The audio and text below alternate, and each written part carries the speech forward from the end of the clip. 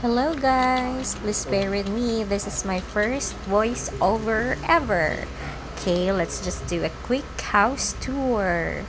So this video was taken earlier in our initial inspection. Okay, so this is the kitchen with the countertop already. Then may space siya sa ilalim ng hagdan. Taguan. And this is the first bathroom. So may bathroom po siya sa baba for easy access. May sink and may crack. Hopefully wala na yung crack pagbalik namin. Now let's go to the second floor. Medyo maliliit lang yung hagdan niya guys, but sabi naman ng engineer, that is the standard size na daw, which is 25 inches. The second bathroom with a very good ventilation. May window siya. And the shower room. Sana lagi akong nandito kasi wala pa naman akong hilig mag-shower. Right, this is the second floor. And as you can see, ang laki ng window niya. That view over there is the pocket garden. Tataniman ko yan ng kamatis, kangkong, etc.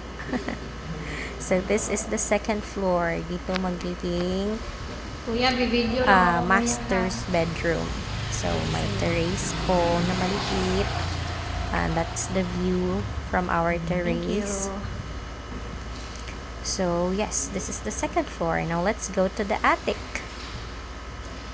So we have the mini stairs. Siguro lalagyan na lang siya ng wood planks para medyo lumaki. Now this is the attic. Sa attic hindi siya naka-tiles. Just the vinyl only. So, medyo spacious yung attic niya. Kasya hanggang 3 bedrooms. But maybe we'll just make it up to 2 bedrooms lang kasi konti lang naman kaming titira. So, that's the view from the window. That's our kapitbahays. Yeah, that's all. Hindi pa siya masyadong malinis. Hindi pa nalinis yung floor niya. Tsaka hindi pa siya fully painted talaga. I-repaint pa nila yung ibang portions ng bahay. So hopefully sa final inspection is malinis na siya and naka-paint na ng maayos. So thankful naman kasi wala siyang masyadong kailangan ayusin. Maganda naman yung pagkagawa sa kanya.